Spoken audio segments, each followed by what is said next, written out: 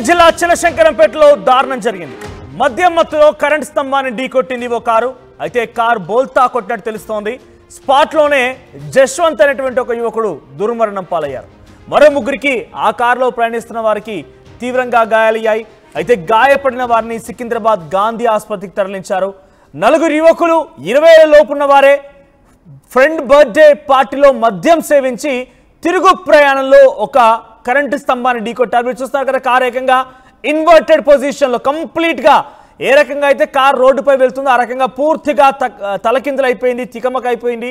So ఆ car తీరును చూస్తే అర్థం కావాలి మనకి ఎంతటి డేంజరస్ స్పీడ్లో వారు ప్రయాణిస్తున్నారనేది. వచ్చి రాగానే చాలా వేగంగా వచ్చి ఆ కరెంట్ స్తంభాన్ని ఢీకొడితే డైరెక్ట్ కరెంట్ స్తంభం విడిగిపోయింది కూడా. ఒకసారి మీకు ఆ విజువల్స్ని ఫుల్ బాక్స్లో చూపిస్తాను నేను. సో అక్కడ కరెంట్ స్తంభం పూర్తిగా విరిగిపోయింది. అది పొలంలోకి ఇంకా డైరెక్ట్గా చొచ్చుకెళ్ళేది. సో ఆ కారు మనం చూస్తున్నటువంటి విధానం చూడండి, పూర్తిగా ఇన్వర్టెడ్ పొజిషన్లోకి వెళ్ళిపోయింది. కరెంట్ స్తంభం కూడా పూర్తిగా విరిగిపోయి ఆ పొలంలో పడిపోయింది, మధ్యలోకి విరిగిపోయింది డైరెక్ట్గా.